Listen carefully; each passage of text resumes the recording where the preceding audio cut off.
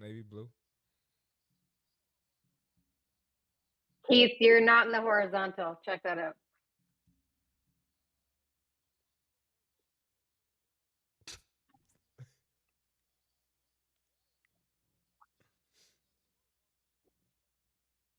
He said he is out. You are out on the horizontal. There we go.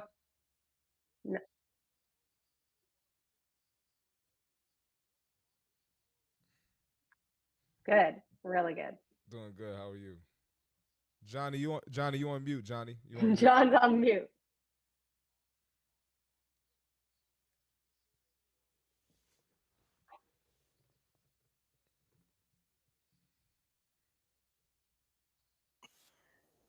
Mhm. There we go. Goodness, we all forgot to fly this set of a bitch this morning, man. We can't hear you, Keith. We're on our way. We're on our way. So you can hear Keith? I can't hear Keith. John, can you hear Keith? I can hear Keith. I can hear Keith. Keith, you got an echo. In the meantime, Johnny. I can hear everyone. I can hear everyone. This is live radio right here. That's it. Right here. As we get this shit worked out, you guys are all privy to see it.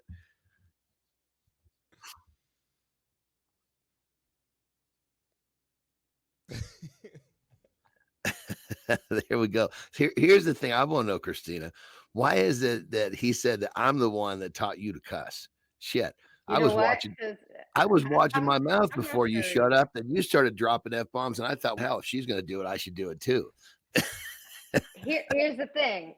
Keith spoke to me on the phone. He talks about the story a lot. We met for the first time. It was supposed to be 30 minutes. It ended up being like an hour and a half. You know what I sounded like in that conversation. If he didn't want me to cuss on the show, number one, he should have told me. Number two, I would have said, I'm not coming on the show then because I can't do that. I'm not sure why he's putting it on you, Johnny, but listen. I think it's probably just better to blame it on a male than a female. That's my guess. Yeah, I guess so. You know what? It's typically the other way around, so I'll take it this time. Marty, was it a non-cussing show where it was just you and Keith? Yeah. Me and Keith were cussing for sure. Oh shit! Then what? Why did he make it seem like we did it? I thought he hired Flynn to make it a little more mellow and professional. And then I saw Flynn cussing, so I said, okay, I'm back to cussing. Hey, friends, not today. Oh my God. It is everywhere. I'm loving this. What's going on with the camera? It looks like we're getting all situated here. This is the first, everyone. Jimmy, what you doing, man? You know what? I think we got Jimmy he must be a little sideways, and they're both trying to work it out because I've never seen this before. Yeah, I don't know what's going on. Listen, if y'all are tuning in, I'll say what Keith would say. We are building the plane as we fly it. And sometimes when you're building the plane as you fly it, shit happens. And especially Keith's setup. Keith has like X number of different cameras. He said that he repurposed some old iPhones to be able to use them as screens yesterday. So he's been doing a lot of different work. There you are. You back? This is perfect. Real quick, I just need to summarize, but for all of you out there that are worried about, oh, I don't want to do this, I don't want to do that because I might not be ready to do it. You just watched us go through something that was a challenge. And yes, it happened. Yes, we're okay with it. And yes, we're still moving forward. So if you're worried about a mistake, don't worry about perfection. Worry about progress because that is exactly what you just saw. Mm-hmm. Yes, sir.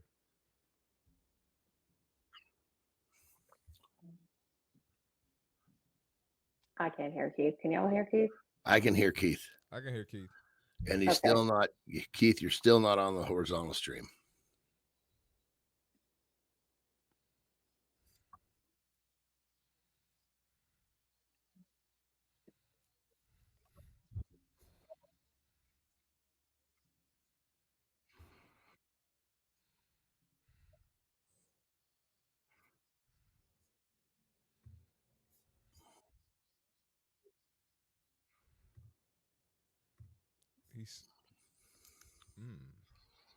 Yeah, I can hear you.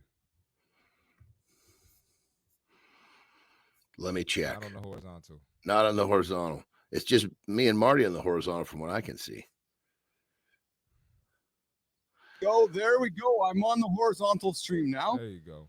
And let's get that sorted out here. I don't know what's actually different this morning. I haven't done anything different other than just getting us rock. Okay, let's go. Let's rock and roll here. The morning loop, the unpredictable first 15 minutes of the show where you don't know what the hell's going to happen. And I appreciate the team stepping in here and getting my back here. Johnny, you're right, man. People just don't want to get started, and then you get started and shit happens. But we're here. Tina, we're here. Marty, we're here. We're all here. Everything's good to go. Listen, the morning, 8 o'clock Eastern time. We're rocking and rolling here. We got everything started. I actually don't know what happened this morning. I don't know why it all went sideways. To go. But hey, I got a video from Christina yesterday. We're going to keep things rolling here. I got a video from Christina yesterday, which moved me. Johnny, it's going to move you. Marty, it's going to move you. Tina, it moved me yesterday. Thanks for sharing it with me. Went out for a lovely dinner with my wife last night. Oh my God, we had a lovely dinner last night. And no, we did not play the Game of the Throne last night, Johnny, but we had a lovely dinner. Why did I know you were about to say that? Why did I know you were about to say that? Marty's just, you know me too well, Marty. Just stop, Marty. Get out of my life, Marty. And I got this awesome video. So I'm going to put the video up here. I'm going to put it on the screen here for you guys to show it because I think it's going to set the tone for today's discussion. But most importantly, it's going to set the tone for what we've been talking about the last couple of days. And it is an awesome video that I'm excited to show here. Jimmy, I got it coming up on the horizontal. I got to come up with the vertical here. So let's do that. Let's run this and we'll get the conversation rolling here. All right, let's do it. Boom. Oh my God, are we having some challenges today? Jesus. There it is right there. Boom. The morning loop is supposed to be unpredictable, and even we didn't know what was going to happen today. Like, I'm able to get a new phone because of you.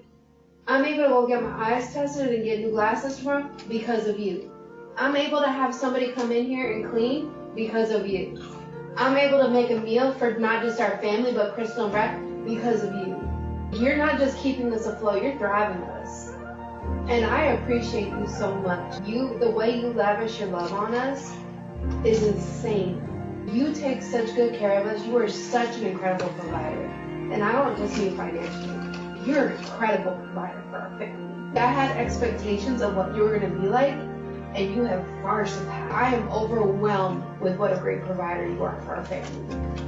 I am so blessed, and I'm so grateful that you're my husband. I just want you to know that. Okay? Thanks.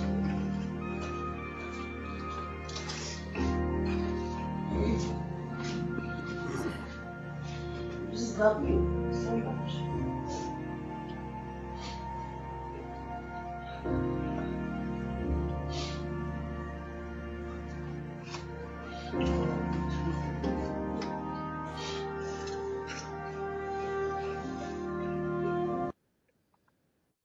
Words can heal.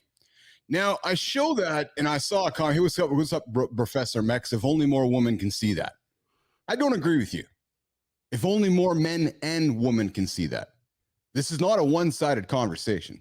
This is about respect, mutual respect, meeting expectations and loving others. If you appreciate your wife, your partner, your lover, your significant other, show them that. Whether it's your husband or your partner, show it to them. And Christina, I just want to thank you for taking time out of your day yesterday. I know we worked together and we're colleagues, but as a human being, you took that, it moved you, you shared it with me, and I was excited to share it with John and Marty this morning again, because man, you just stopped for a minute and that young lady sat there and listen, it's hard not to judge the environment. It wasn't the cleanest environment, but it didn't matter. Well, that's real life. Exactly. That's real life. If it was perfect, I wouldn't be looking at that clip the same way because that's not real life. Like, that was such a moment in time where she's like, yo, yes. I feel you right now. And I feel like you're not in a great space. And I need you to know that I got you and I appreciate you. I love that, Christina. I thought the same thing, right? I'm like, that's real life. The house was a mess. She's sitting there because she was probably stressed out. He looked like he was stressed out. And she just used some words and she walked over to them and she gave him a hug. And man, the simplicity of that. Johnny Anderson, when you saw it, what did you think? The power of that.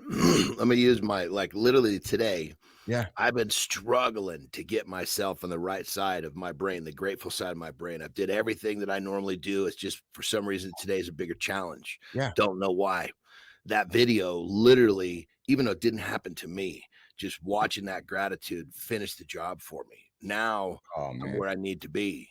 So it's not just how gratitude all around us is a powerful thing. Even if we're not practicing it ourselves, someone can see that video and experience how powerful it is. Yes. Yeah. Marty, what did you think of that when you saw that, brother?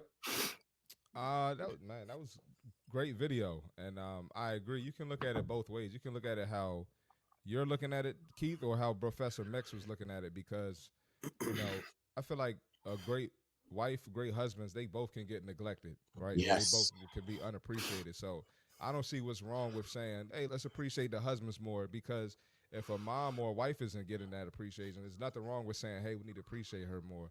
So it is a both side thing. So I think both of y'all are right in acknowledging he's acknowledging the men's side, you're acknowledging both. But now that's great to see, man. And I think I know y'all are married, but just me, like, dating, I think the dating culture is it's a mess now. And I feel like both sides don't appreciate each other and don't really, I guess, have the right expectations or realistic expectations for one another. So that's amazing to see. That's a whole show right there, talking about the current state of the dating world. Holy Toledo! I could talk. I could You do a got to whole teach show. us, Marty. I could lead the whole show. I think we might need to do that. But I want to come back to Johnny here for a moment. So, Christina, again, you shared that video. You didn't know the impact it was going to have, but that video has changed somebody's life today. Our colleague John Anderson's. Because I'm having some struggles getting together today. And I say this time and time again, I learned from Johnny. I have my own anxieties and sometimes a battle, and John's, I just wasn't getting it together today. Well, John, let me offer this to you, brother. So I wrote this note, and I talked to my wife about this yesterday, but I think it relates to this, right? This show I've discovered is my purpose. It's been really freeing for me. I feel like I'm on this like Oprah mission, and crack the humor, but my purpose, I wake up right now, is to be better. It's what I'm selling, nation. It's what I'm selling to all of you. I'm selling accountability, possibility, change, belief. If I can't be better for me, if John Anderson can't be better for himself, or Christopher Martin can't be better for himself, for you, for us, then I'm not living my purpose. What the hell am I doing here? I'm trying to be better every single day. I said this to my wife last night. My goal is to make all of her friends' husbands jealous, Johnny. Jealous, going, oh, husband is so committed to your relationship. Your husband is so committed to your partnership. Your husband is so committed to being a better man for himself. And I know, guys, it sounds so goofy and ridiculous, but I'm telling you, I'm on that mission right now. I'm so focused on trying to be better as a human and better for my partner, but also managing the expectations of others and myself throughout the way. The video could not have come at a better time. I got to tell you that. So, Christina, thanks for sharing that this morning. But listen, before we dive further into the show here this morning, we got center stage coming up with Tameka and accountability check-in for a second. Don't forget to hit that subscribe button, share the episode with a friend. Let us know what's on your mind in the comments. We're all about accountability and helping you achieve that biggest thing. Here's the thing. We all deal with expectations around here, whether it's what society says. Marty was talking about dating, what we should be doing as men, what our families want, or what we think success should look like. But at what point do we ask ourselves, nation, what's the cost of living up to those expectations, to your wife's expectations, your partners, your colleagues? How much of ourselves are we going to give away? Today, we're going to challenge that. Expectations. Yeah, fuck expectations. Let's talk about owning your journey. Talk about owning your journey instead of paying the price for someone else. Do you wake up out of bed for someone else? Are you hitting the snooze button for someone else? Don't, right?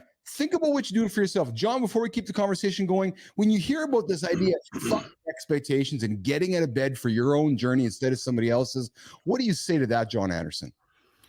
I say that I think in general, we've been duped that, oh, we need to do this for so and do this for, you got to do this for you. It's like we somehow have been duped that doing for ourselves first is selfish. No, we got to pour into our own cups first. Because then when our personal cup is full, we're better to our kids, we're better to our wives. And so I think the idea of the expectations, it's a slippery slope, because really when it comes down to it, if you have expectations for yourself and you focus on taking care of yourself, those expectations will be met, which will then supersede the expectations around you. So I think it's all about where people are choosing to focus, or for that matter, not focus. That's right. And right now, it's time for the accountability check-in, because everybody wants something from you. True. Yeah, that person over there wants something from you. That person over your kids want something from you. Your wife, your husband, your partner, everybody wants something from you. Those expectations, nation, they can feel like pressure. And the more you try to meet them, oh man, the more it costs you. Yeah, but here is the truth. Doing what they want often costs you more. That is, I see that we got Jimmy. We're missing on the production here this morning, brother. Doing what they want often costs you more than it's worth. Because you can't live your life trying to meet everyone else's expectations. No, you end up drained. You lose focus on what actually matters to you. You forget your own goals. Because sometimes being selfish is exactly what you need. We talk about get up in the morning, take care of yourself first. Take care of yourself first. Take care of yourself first. Yes, I said it. As Johnny says, put the airplane mask on first. It's not about shutting people out. No, it's about putting your needs first so that you can show up better in every area of life. Don't let others set the price for your happiness. Don't do it. If you do, you're doing what they want instead of what you want.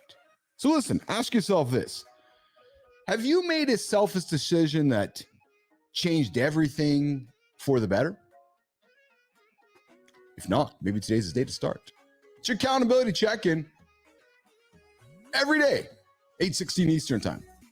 Something to get you out of bed, but something in your brain to go, yeah, I got to think about that today to move you forward. All right. We're going to bring back the crew here. We're going to bring back our guest here in a second, Tameka, who's joining us. There she is. There is Tameka.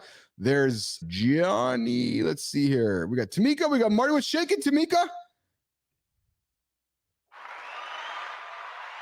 How are you, Tameka, today? What's up, Tameka? Can you hear us? Tameka off the stage. That's okay. We're going to bring her back here in a quick second. We're figuring out the airplane as we fly today. I love this, man. So what I love about this, again, Marty, I repeat myself here, is if you don't try, you don't know. And sometimes you got to try. You got to move the needle. It's like that first day you're getting into the gym going, I'm going to try this new exercise out, and it sucked. You're like, oh my God, that exercise didn't work out very well. But you're like, yeah, but Billis, if you didn't get in here, you don't know. It helps when you realize everyone sucked at one point, you know? Isn't that the truth? Isn't that the truth? All right, John Anderson. Even Marty, did Johnny Anderson suck once? Johnny, what was those first couple weeks? He was the chubby little son of a bitch. That's what he says. That's right. That's right. And the thing about it, you got to remember this, is that when we do something for the first time, we're all going to suck. And then the second time, you'll suck a little bit less. Third time, you'll suck a little bit less. And when you understand this, it's not so daunting to try something for the first time when you've already accepted you're going to suck. Tameka, we got you there. How are you today? Let's get some applause going for Tameka. There's Tameka. Hi. Tameka has been making waves as an influencer, but her story goes way deeper than just social media. She's decided she's not just, we shined the light on her a couple weeks ago in the creator spotlight. Tameka's faced tons of challenges and negativity along the way, but she's turned that into a message of positivity and resilience. And Tameka, excited to have you here on the show. You're hanging out for center stage. You're filling the gap for deep dive later today. Let's jump right into our conversation. Tameka, where are you joining us from this morning? And we're glad to have you here in the lab. We got to get you some more applause. What's shaking? Where are you joining us from today? I am a Brooklyn, New York native, but I live in New Jersey currently. So I'm about 30 minutes outside of Philly. Awesome. So before we get into it, have we met before? So Christina, you work at the Time Building. I spent some time at the Time Building in New York City years ago. Have we met? I don't think so, which is funny because we are very familiar with Keith's over at Time. But yeah, I don't think I've met your particular Keith quite yet. No, I think when I saw your name, I'm thinking, I met at Tameka at Time Magazine, because my experience at Time was I went to New York City Time Magazine, Marty and John, I went to whatever floor was. I felt like I was in a library. It was the quietest, most boringest place, Tameka. That was my experience back when it was still the same thing. Sounds accurate. Sounds accurate to me. So yeah, you are absolutely right. The Bryant Park office. Yes. Yeah, when you walk in, you could hear a pin drop. So Tameka, let's just jump right into it. We're talking about this idea of letting go expectations and expectations, but you've dealt with a lot of hate and negativity in your career, but you've always found a way to flip it. Johnny said to us a couple of days ago, Keith, we got to stop using the word excuse in the terms of a negative and flip the idea of an excuse to make it into a positive. The opposite of an excuse is an opportunity. How did you get started with this mindset of saying, you know what, to hell with all of you, I love being an influencer. I'm going to be an influencer. Put my hand up and just, how do you shut the negativity out, Tameka? How do you shut those outside expectations out of your world? How do you deal with the negativity from people in your personal life, family, friends, everyone who don't see the value in Tameka's approach?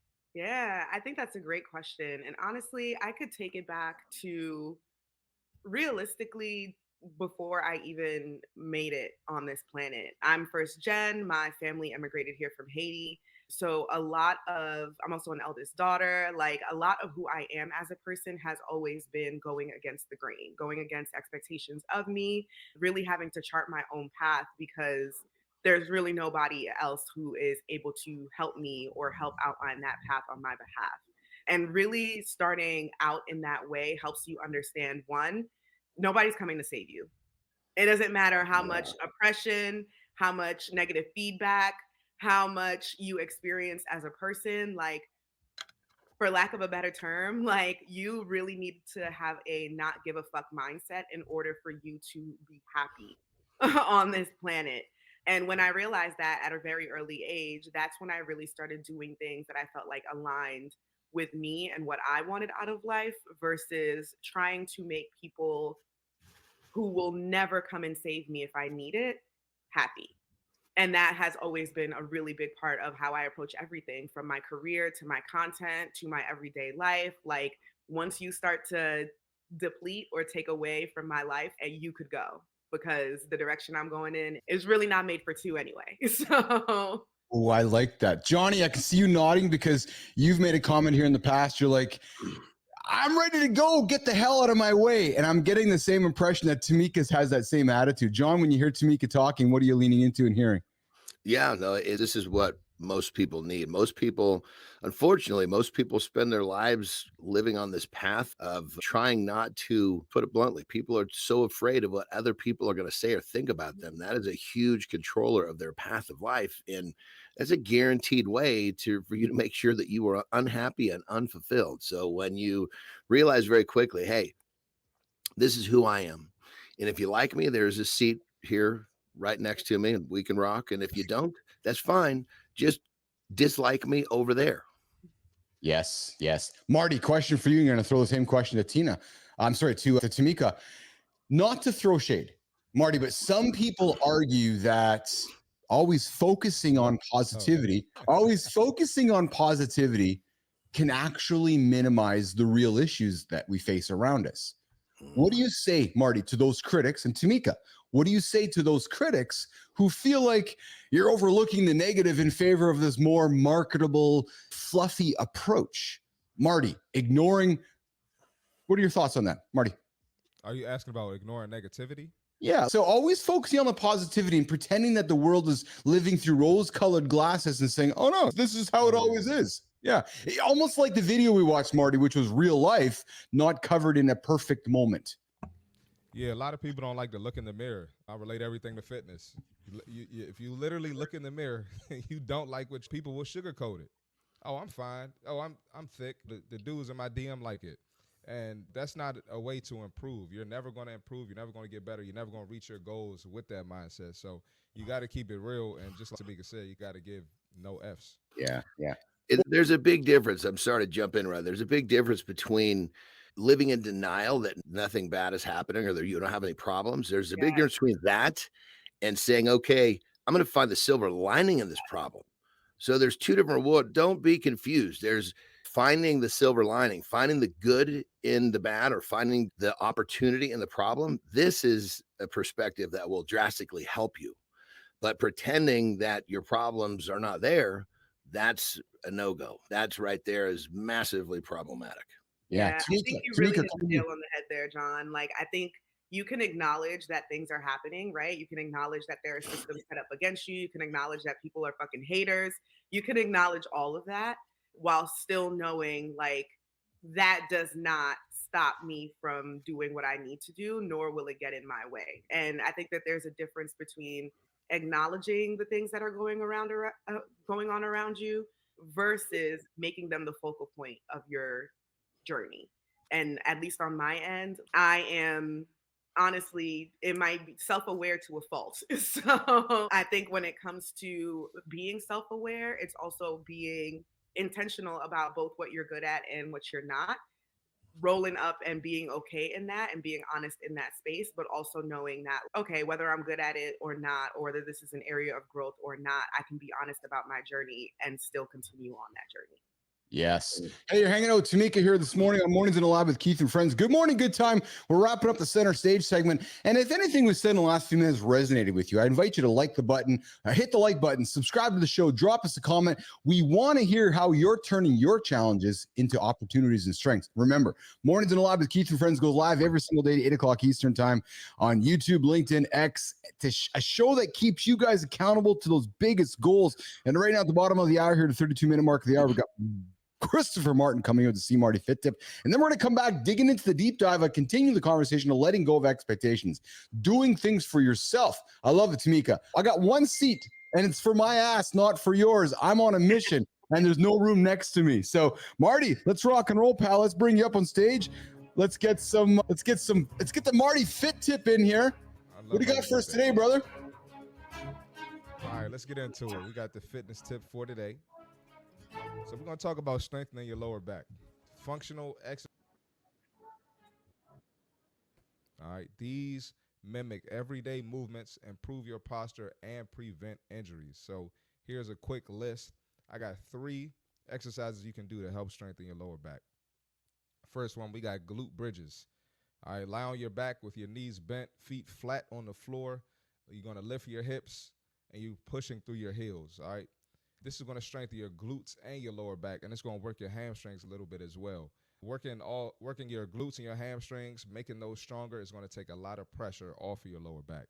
We got Supermans. Lie face down with your arms extended in front of you. All right, you're moving your chest and arms off the ground and your legs off the ground at the same time. You're going to hold for a few seconds. This is going to target your entire posterior chain, and it's definitely going to target the lower back. And then we got planks. You're going to sit in a push-up position, or you can do an elbow plank on your elbows, all right, keeping your body in a straight line from head to heels, all right? You're going to hold your core tight. And if you've been in the military, if you play sports, you should be familiar with planks. Y'all know they're a killer. They look easy, but this is great for strengthening that core and strengthening your lower back, all right? Functional exercises improve stability, flexibility, and it's going to help you prevent injury. This is going to keep you strong for everyday tasks, picking up your kids, picking up the groceries, doing simple things in life that you overlook and you can easily get injured. All right. Focus on your form and strengthen your lower back. That's your fitness tip for today. See Marty Fit every single day.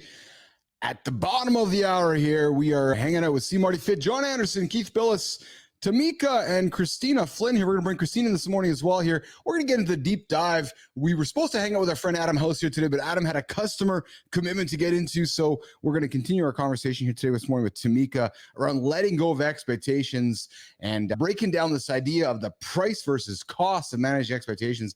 Jimmy, let's bring up Christina into this. Let's bring Christina into the conversation as well. Trust me, this conversation in the next 12 minutes is going to hit home, I believe. Tameka, when we talk about expectations, we're talking about effort, compromises, but not many people talk about the cost of an expectation, the cost of putting time into something. Let's play the devil's advocate here. Are all expectations that we have amongst ourselves or others have on us, are they bad? Expectations that family have on us, mentors have on us, do those expectations push us to be better, Tameka?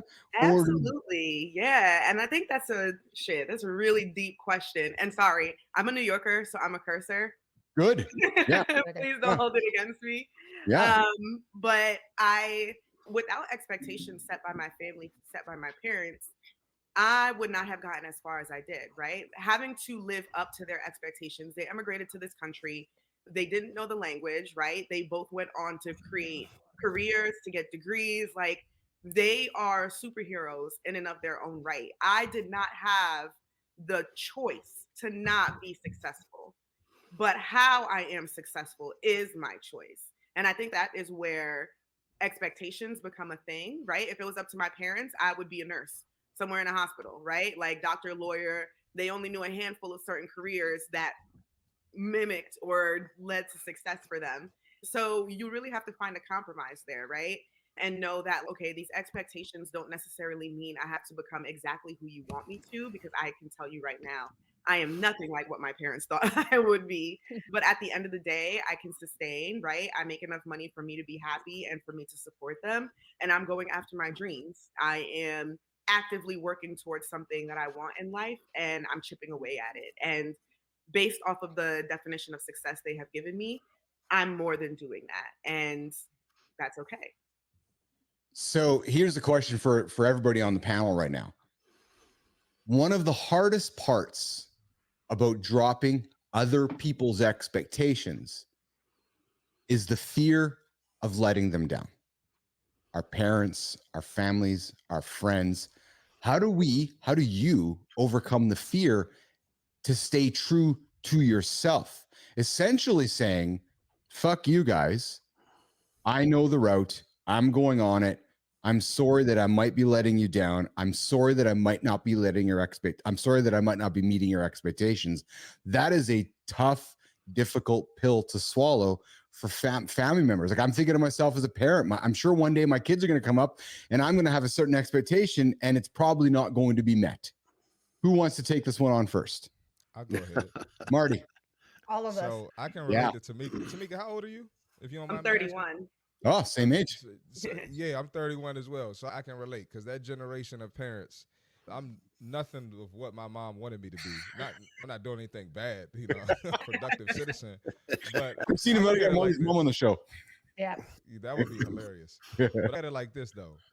How many times have I let my mom down? I've been letting my mom down since elementary school, middle school, and not on purpose. It's just part of being a son or a daughter.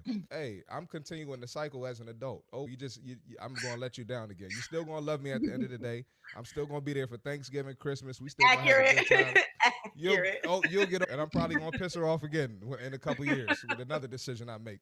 Oh, but that's a great way to look at it. That's what helps me, because I love what I do. I love where I'm at. So it is what it is. Yeah. Who's next? Who's going to answer? Who's going to manage that disappointing expectations? I'll jump in here. So I was the youngster, meaning I had older brothers, and my older brothers were more of the all-American type, so to speak. What I mean, and especially from my perspective, they just did everything really well within kind of the guidelines that society or parenting gave them, and they did it really well. And then I came along, and I would make shit, man. I couldn't read inside the guidelines that were set. So I had to start figuring out how to do it my way early. And that led into my adult life. And I've dealt with a lot of guilt. I dealt with a lot of feeling like, man, look at my brothers, man. They're so happy with them. And then there's me. What I didn't realize was that me doing my own thing was a massive part of me learning to be unapologetically me. And when all the dust settled, what they really wanted from me was to be happy, and they wanted me to be able to be secure enough to take care of myself and my family. Mm-hmm. And so as I continued to do what I was doing and chase my dreams, there was points where it looked, when I'm living on friends' couches, it looked like I was going down the wrong path for sure. But I stuck to my guns, and I continued to be myself, even though it was really difficult. And then basically, as the whole thing unfolded, it was only like the universe let everything fall into place. I started to be really good at what I was doing, which was chasing my dream. And through the process of going against the grain, I learned to be unapologetic of myself with the people that are most important in my life, which made it really fucking easy to be unapologetically myself for all the motherfuckers out there that I really don't give a shit about. Yeah. Christina, I got a question for you. What's the cost of rejecting expectations? Sometimes pushing back means losing relationships, missing out on opportunities, losing friends, losing family members.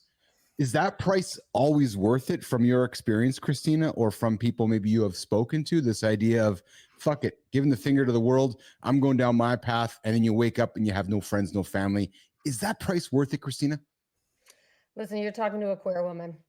Queer people often have to face this issue We have to face this reality that when we start coming out, when we start feeling comfortable with ourselves and who we are, it becomes easier to unapologetically accept yourself, number one. Number two, then you go on the journey of, I might lose everyone. It's a reality that I have to face. And so is my happiness in that moment in time worth potentially losing everyone in my life? I grew up Roman Catholic. It was not a guarantee that I would be welcomed into my house. I had a gay aunt that nobody talked about. So it was like, I knew what I was getting into. But when you become unapologetically yourself and you are clear on who you are, to me, I'll never speak on behalf of anyone else, but to me, you do the cost benefit. I'm a business person at the end of the day. And the cost benefit, the cost of losing everyone, the benefit to myself of being able to show up as I am, whoever I am, without having to worry about other people, that was worth it every single day. And when you talk about expectations, listen, what I realized when I came out to my mom, what expectations were on behalf of parents.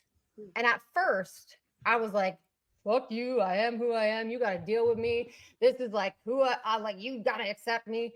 What I realized over time, though, was that was super unfair because, especially as parents, from the time that you are born, your parents are building a story, and they're building a story about you and them and your siblings, if you have them, the life that you're going to create. And what I realized is that my mom had this story of me and my two sisters and three perfect chisel jaw husbands that would be the daddies of their grandparents. And when I came out, I shattered her own expectations of her life. And she didn't know what the story was anymore. And she didn't know how to continue. So instead of me saying, fuck you, you got to deal with this, I actually was able to feel a lot more empathy, especially now being a mom, to say, you're right. And I'm sorry, I can still be unapologetically me, but I'm going to give you space, just like it took me time and space to get to who I am. I'm going to give you time and space to get to who you are and what you're comfortable with. Wow, that's powerful stuff, Christina. Tameka, closing comments from you as we work towards wrapping up this segment. What's your perspective on this idea of whose expectations are you living for? Yeah, I honestly think Christina and I talk about this pretty often. I'm also a Black queer woman. And so you could say that I've let my parents down in way more ways than one. But I think also everything that Christina touched on about really having that empathy and helping guide them through your journey, the same way you needed to be guided through your journey, right? Nobody wakes up one day and decides, all right, this is the day that I'm going to completely implode my life, right? Instead, we make calculated decisions to really understand, okay, who's going to be in my life? How are people going to react after I make this decision? How are people going to react after I decide to go in a certain direction? And essentially, you internally know what your results might be. And you have to be able to mentally sit with that and be okay with that. But at the end of the day, I think realistically, whether it is a life decision, a career decision, a brand decision, you have to be feet firmly planted on the ground enough to know this is important enough to me that I need to share it with the people who love me. And if they love me in the ways that I think they do, they're going to rock with me. And if they don't, that might be a necessary loss. Yeah. And the whole concept of necessary loss is one that people don't want to accept, but it's something that we will have to experience throughout our lives, regardless of who you are. So yeah, just get comfortable with necessary loss because it will happen in one form or another. What a powerful conversation we're having here this morning with Christina Flynn, Marty Fit, John Anderson, myself, and Tameka Bazil. We're talking about managing expectations, letting go of expectations, perhaps letting go of friends and family when you come out as yourself in the mirror to your family and friends as the true human. What's the cost of that? What's the price versus the cost? Tameka, we could talk about this all day with you. I would love to have you back. I'm really grateful that you were able to fill the gap for us here this morning as well. Listen, as we continue on with the show, Tameka, how can we find you? How can Business Athlete Nation find you? Where can they get a hold of you? And where can we continue following your journey, Tameka? Yeah, I'm a yapper. So you can pretty much find me on almost any social media platform yapping about one thing or another. But I'm most active on LinkedIn, where I yap about social media, both as a career and how it affects our culture over time, or on TikTok, where I just yap about being a woman and a career woman and a success-driven woman and really just creating relationships there. So. Fantastic. Tameka, thanks for joining us here this morning on Mornings in the Lab. You come back and see us again sometime? For sure. Awesome.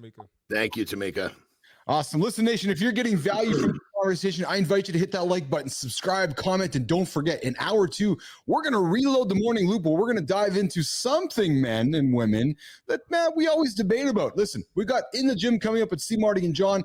Community Corner, we celebrate amazing humans, and Christina and I are going to wrap it up with the business and branding. Stick around. We got AJ Zeglin coming up in a couple of minutes to talk about the mental side of things. The mental dude, AJ Zeglin. But right now, we have a segment we called The Lifestyle Tip with John Anderson. John always brings a solid piece of advice, whether it's putting hamburger in your pocket, whether it's carrying nuts in your pocket. It's funny, Seth Kuhn, Johnny says, hey, I got some nuts in my pocket, Keith. They're being thigh warmed.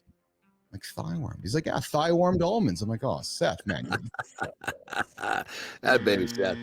I love it. Johnny always brings a solid piece of advice to help you guys get going. John, what do you got for us today, brother? Let's rock and roll. Let's get out of here, Christina and Marty. Let's let Johnny get up on stage here today. Johnny, rock and roll, pal. Let's do it. All right. When you say no to one thing, you're actually saying yes to something else. So think about this. When you make a habit of saying no to the things that don't serve you and the ones you love in your life, you are actually creating opportunities for yourself to say yes to the things you need to do that will serve you and the ones you love.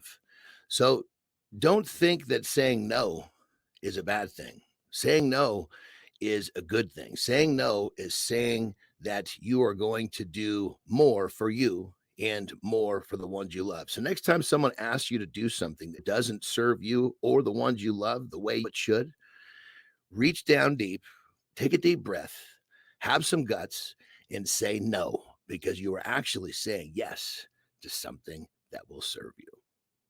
Rock and roll. No, because we're so quick as humans to say yes, right? Especially when it comes to expectations. Oh, yes. The power of saying no. The power of saying no is an incredibly empowering thing to say. All right, no time for breaks, Nation. We're going to jump straight into our next segment here called Mind Fuel. It's a segment that we got where we really get into the mindset that drives growth, success, and fulfillment. And today we got none other than the man, AJ Zeglin, joining us. AJ is someone who challenges the way we think about how we approach life. The guy trains athletes. The guy trains men like me and John and Marty. And he's here to give us that mental push we need. AJ, welcome to the show, brother. Morning, guys. How you guys doing today? What's up, AJ? How are you, brother? What's up, AJ?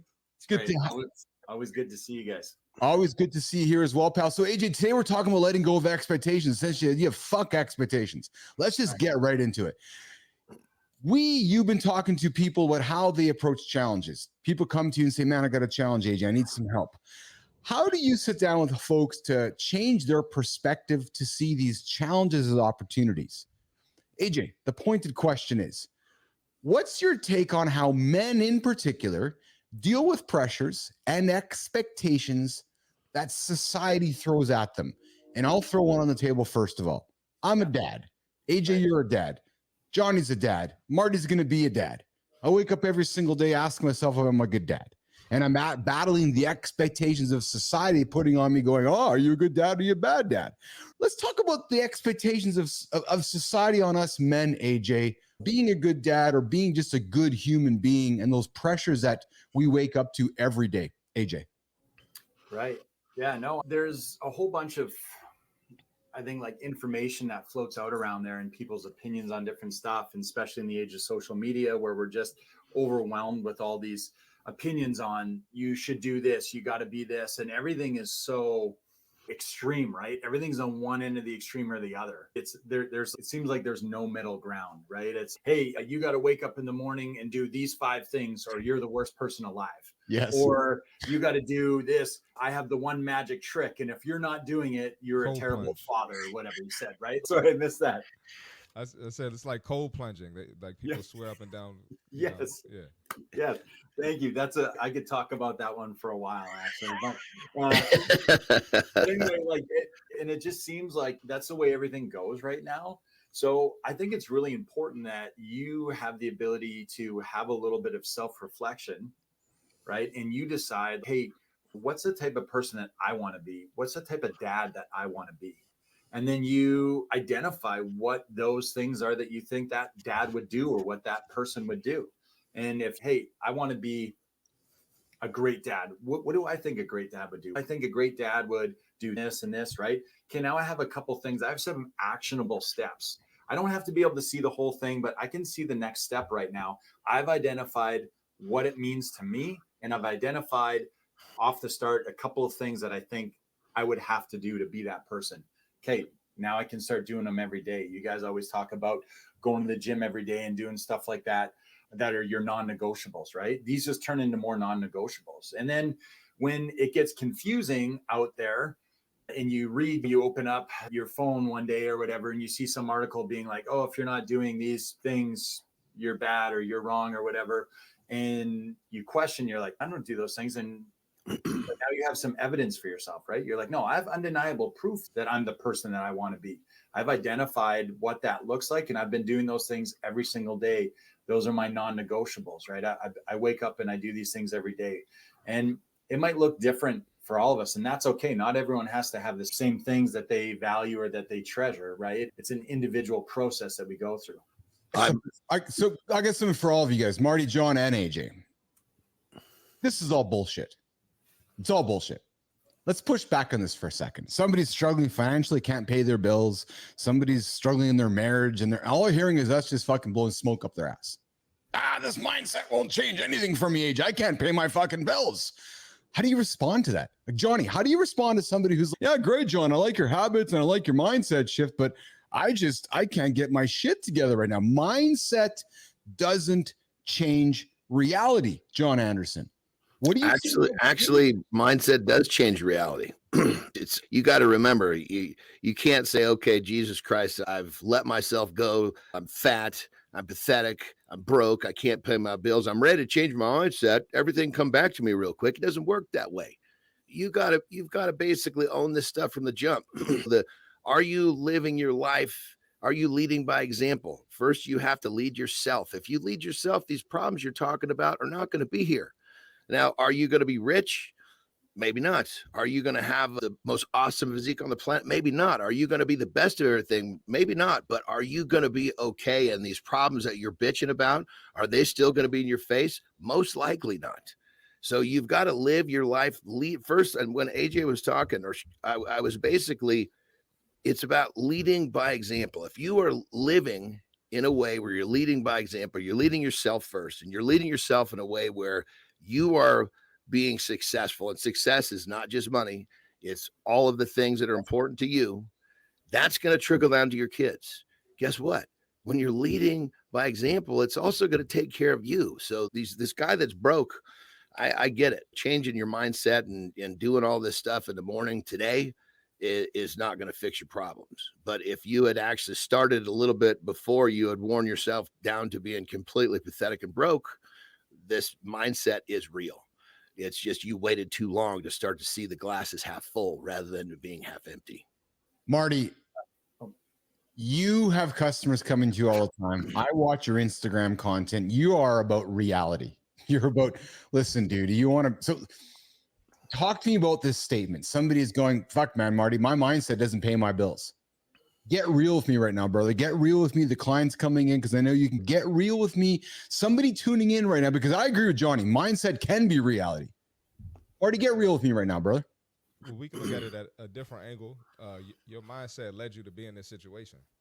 So you have no choice but to change it. It'll lead you whatever situation you want to be in. You just, where is the mind? What path is the mind plotted for you? Exactly. And if you keep that mindset, it's probably only going to get worse. Yes. So you have absolutely no choice but to change your mindset, whether that's the financial standpoint or the fitness. Your health is only going to get worse if you don't change. You're only going to gain more weight. You're only going to be at risk for more injuries. It's urgent that you change your mindset. You choose your difficult.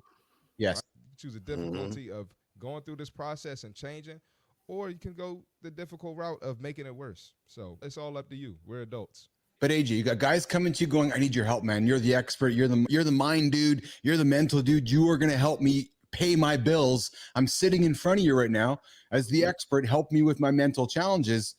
And you're saying what to me, Keith? Get your shit together. The mindset is reality, because Marty and John just said, dude, if you're going to keep eating fucking Five Guys and you're going to keep eating fried chicken, that mindset is your reality. You're not going to achieve those big goals. AJ, how do you take that guy, that man, the man? How do you change? How do you go, no, man, you got to go this way if you want to achieve those goals? Yeah. One step. All you got to do is take that first step, and it's always anchored in action, right? What we forget sometimes is that action precedes the motivation. We're not going to be sitting there on the couch one day and all of a sudden be like, oh my God, I just flipped my whole mindset. I'm so motivated right now. I will be motivated for the rest of my life.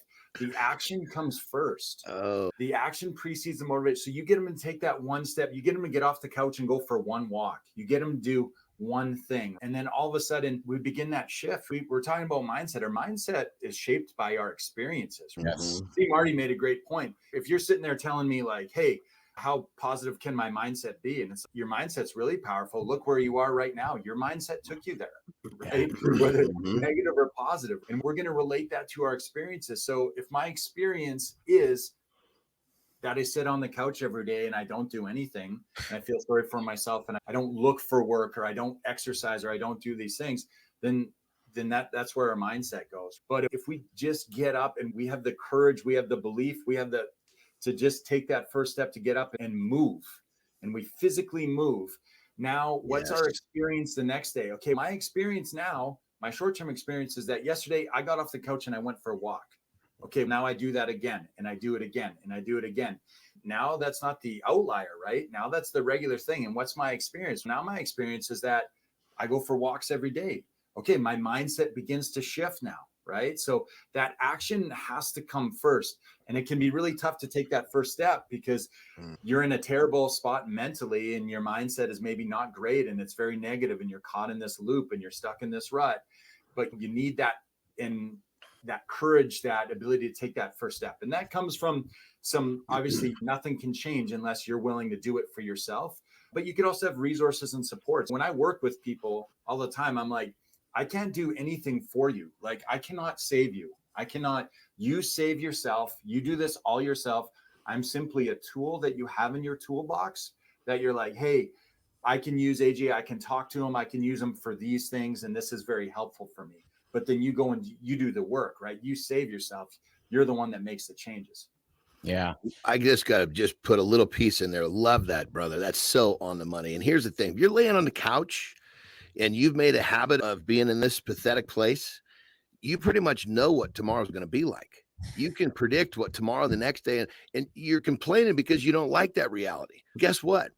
Doing something different, just like my man said, when you do something different, that creates change. And what you're after is change. So that first step needs to be motivated by the fact that you need change. And if you keep your ass on the couch, you can guarantee what's happening tomorrow and the next day and the next day. And what's not happening is change.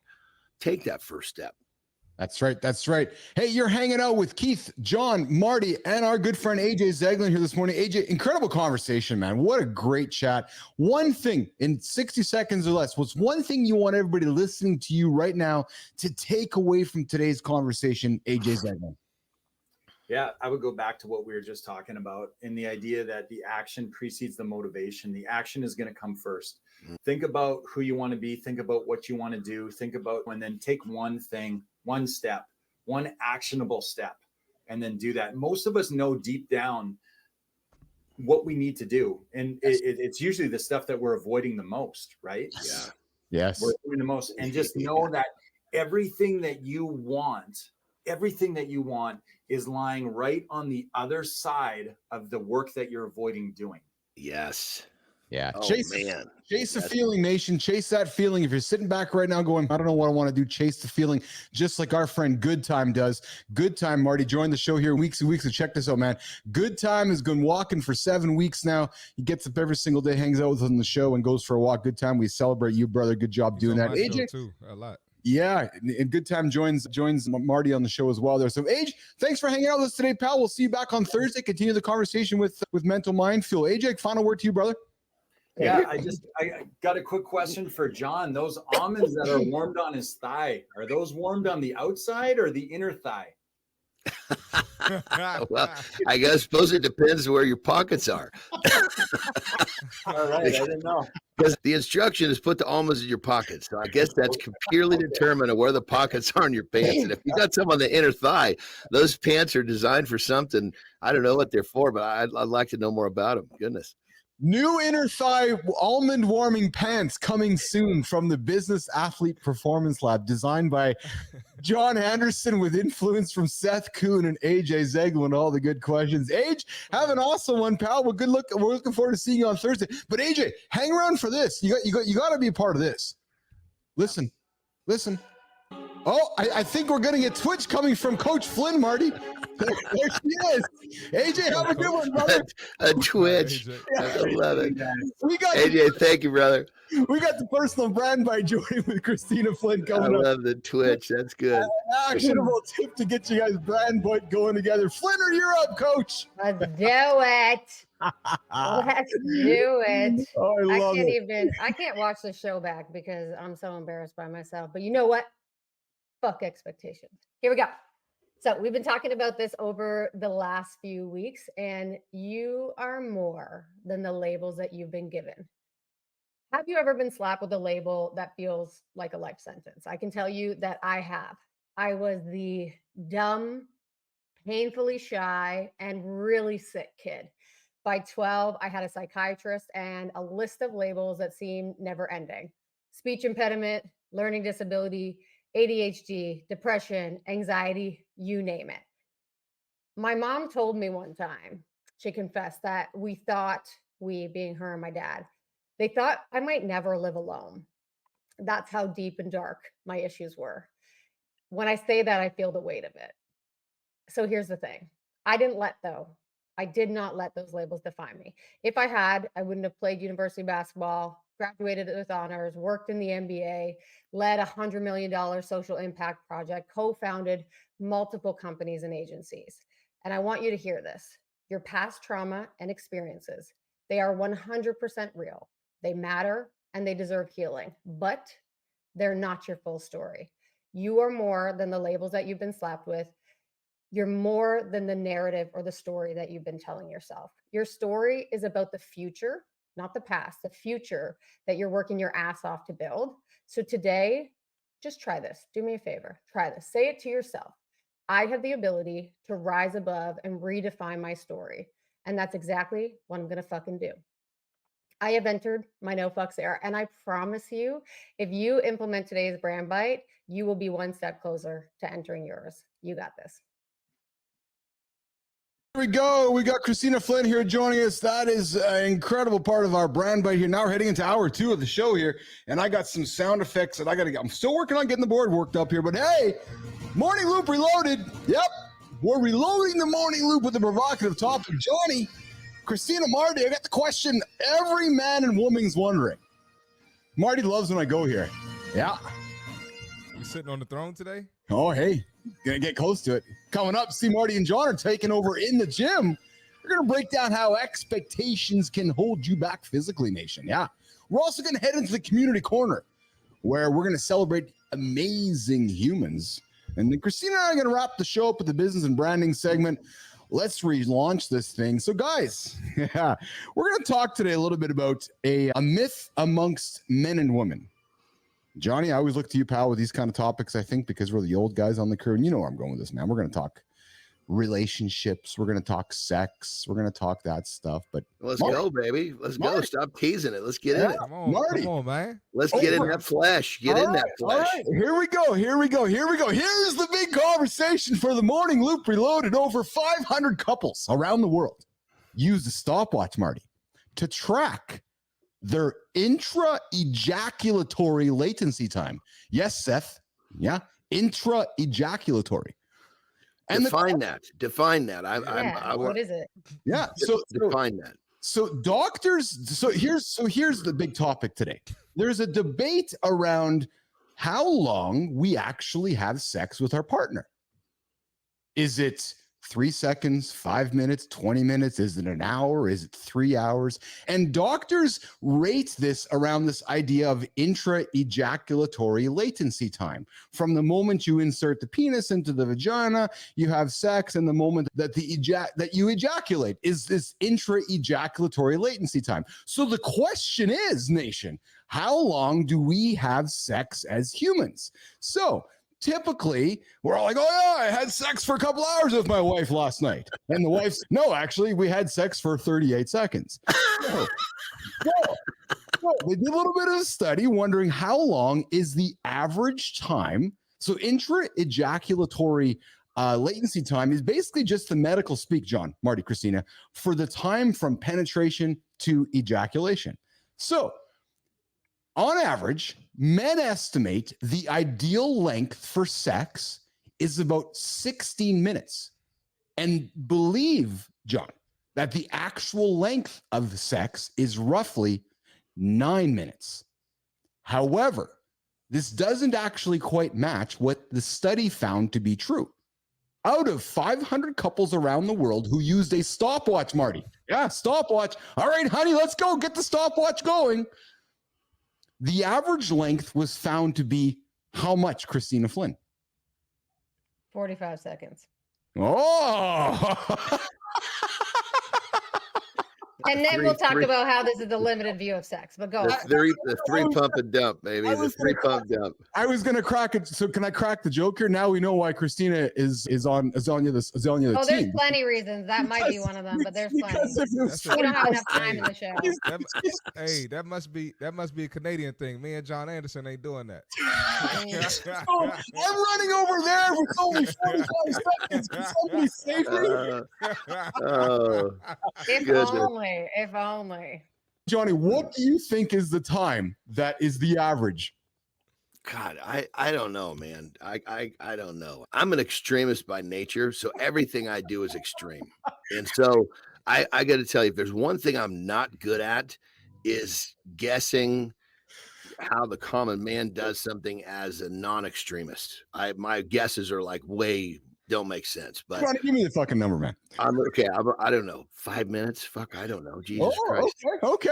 I'm gonna try to. I mean, I definitely have to come stronger for the common man than Christina gave it 48 seconds or whatever it was. So I'm gonna try to. Yeah, I'm just gonna try to will this into hopefully something but good rather than bad. Marty, God, I can't even talk about it. Jesus Christ. Marty, did he just say what I thought? He said, I'm going to come stronger than the average man. I told you I'm an extremist, man. So this is clearly hitting a nerve in the comments here because people have their opinions. But Marty, I got to look at you, brother. What do you think was the average time in the study? I say 3 minutes. All right. So here's the truth. Out of 500 couples around the world who used a stopwatch to track their intra-ejaculatory latency time, the average length was found to be 5.7 minutes. Oh, shit. I was pretty good. I wasn't bad. Yeah. Well, and here's the thing. You hit a stopwatch. Okay, honey, here we go. Click. You're on stage. You know your performance, so you better not dump that thing quick. Jesus Christ, you're in the middle of a study. So we're not done yet. Quite differently to the men, Christina, looking at you, another poll of 400 women. Yes, Seth, I said poll. Another poll of 400 women found, Marty, that the average length of time they desire 45 seconds was 25 minutes. Yeah. I don't understand this study because, number one, this study was for sure developed by men because that means the definition of sex is only penetration, and the definition of when sex is finished is when y'all ejaculate. That's just wild to me. So for sure, a bunch of men came up with this study. Not even true. Let me just see here. It's Dr. Mal. So this is someone, Dr. Mal. This thing off here. Dr. Malik said there's quite a debate in these comments that people have no concept on how long sex actually lasts. And one of the comments in the study was, in my sexual lifetime experience many different times. And here's the reality. I think, gentlemen, Marty, John, I think we can just frame this out right here. It all depends on various factors that everybody knows right now. How long have you not had it? How long is it going to be? How aroused are you? Is it morning? Is it night? Are you tired? Is it going to be 8 seconds, 40 seconds, 2 minutes? The fact is that it's higher than 27 seconds or 45 seconds hurts people's feelings. So let's look at some of the comments here on the side here. That good time is all about being in and out. Hey, good time's efficient. Like, I got to go for a walk with the boys in the morning. I got to go up and go for a walk. Shelly Spence is laughing her head off over there. Shinku averages 8 to 15 minutes. Shinku, you might want to hang out with Johnny and teach Johnny a few things. And what's this here? We got Alexander, I shall avert my eyes. Yes, of course. And then, of course, Lauren's coming in with Christina. Good time. The countdown must be, but we got, listen here. We got Mike McQuillan coming in with, I would have lasted longer this morning, but I had to tune into the lab. Thanks a lot, Mike McQuillan. Thanks for hanging out here this morning. So the reality is, guys, this study this morning is how long are we lasting for the morning loop reloaded? The average is 5.7 minutes. So boys, if you got some time today with your wife, your partner, your significant other, you might just need 6 minutes to get it done. There you go. I gotta say, when it was Terry time and I gave her the choices, are we going to go ride the dirt bikes? We're going to go out to the lake, or we're going to go in the bedroom. If the caveat was going to the bedroom, you're going to get 5 minutes, she would probably slap me. Thank you. Yeah, five is insane. She'd be like, what is wrong with you? Who are you? And where's my husband?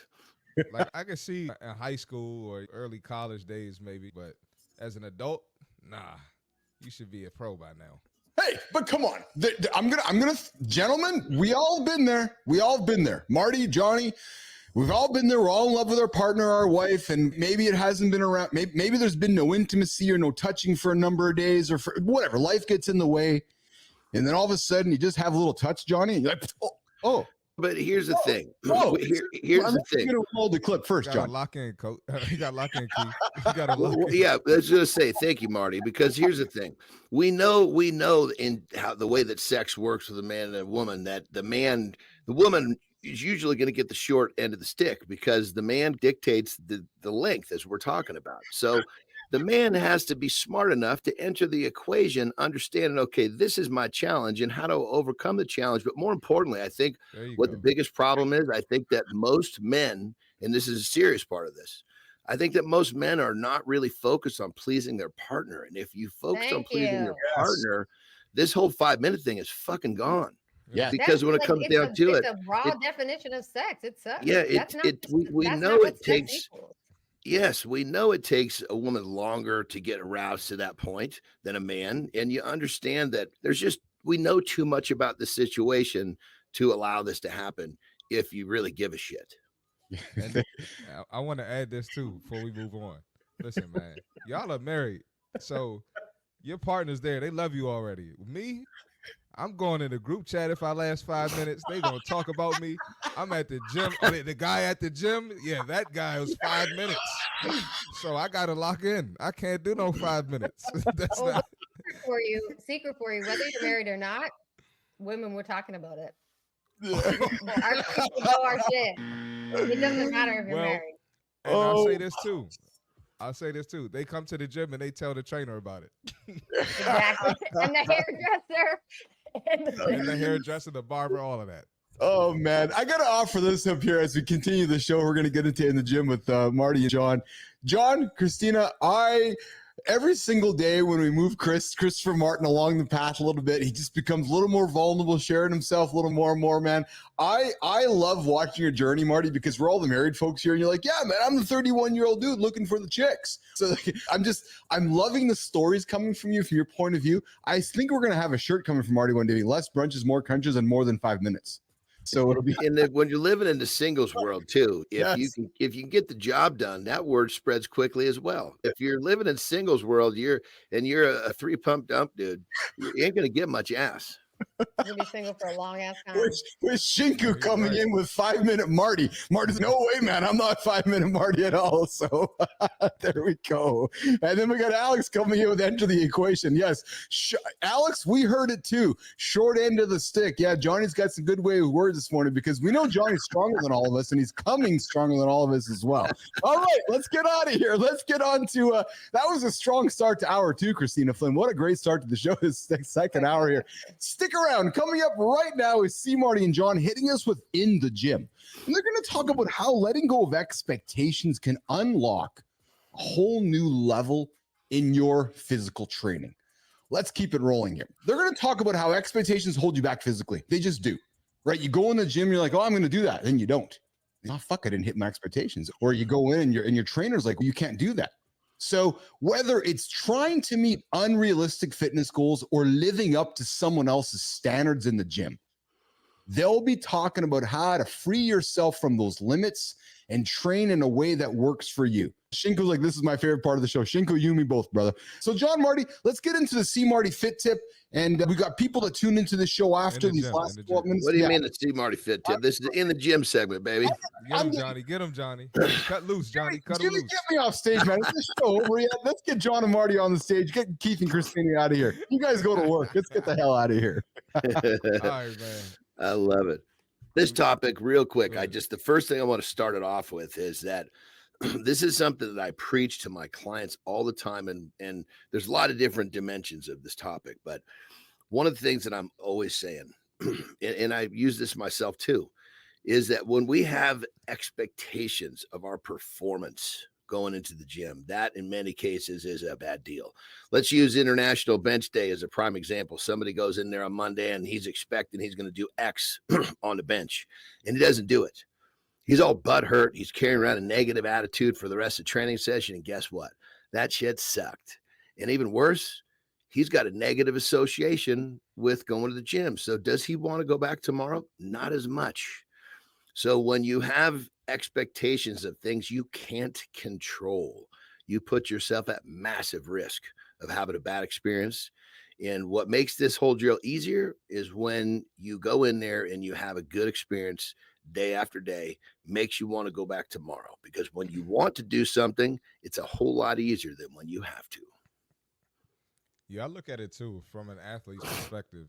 You're not going to have your best day. You're not going to have your best game every game. So exactly, that applies to hooping. That applies to football. It applies to the gym. So some days you're not going to be able to lift your max. You might fail, and it's fine. Did you get to the gym? Yes. Did you put the effort in? Yes. Are you getting better? Are you getting stronger? Are you contributing to your goal? Yes. So that's a win for the day. So even if you fail, you got to still look at it as a win for the day. And I think a lot of people, when it comes to fitness, then their expectations, they're not looking at the bigger picture. So they want to, how much weight can I lose in 30 days? Whoa, slow down. Your expectations are out the roof. Yeah. And I think if we're talking about expectations, I think what we should really help our audience understand is, I think the expectation, if you're going to have one, is just to show up.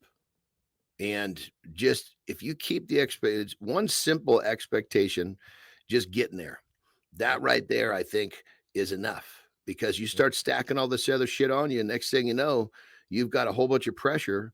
And goodness gracious, we all have lives. Life gets in the way. The job gets in the way. The relationship gets in the way. And we're not totally on point. Next thing, not living up to all this crazy shit that we set for ourselves. And this is how people just quit. It just becomes too much. So again, I think we preach this all the time, man. You make the habit of showing up.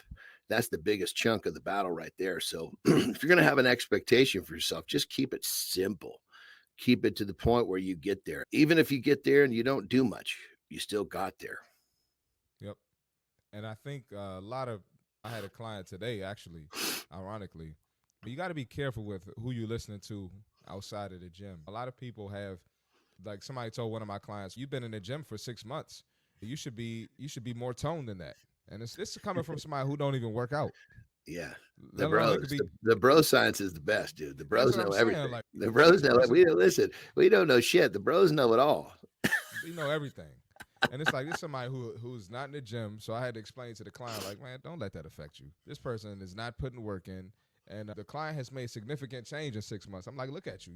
You posting on Instagram your outfits every day because you like how you look in your outfit. So we're winning right now. So don't listen to that bullshit. Expectations can go one or two ways. What are the realistic expectations? Or like I said, look at the bigger picture. Let me commit to this for a year. And then let's compare. Let's not compare after 2 months. And then everybody's so different. When they're hyper responders, and then there are people that don't respond quite as well. And the suffering by comparison is because people have expectations that they're going to have success with what they see in someone else. And that's not a fair situation, especially with social media. You're basically, people are looking at somebody on social media. They're looking at their fucking highlight reel and then wondering why they're not getting that. First off, that the timeline that they put on was maybe a little bit skewed, and they're in the goon light. They're in the lighting that makes them look just right. They're in the outfit it's the perfect world.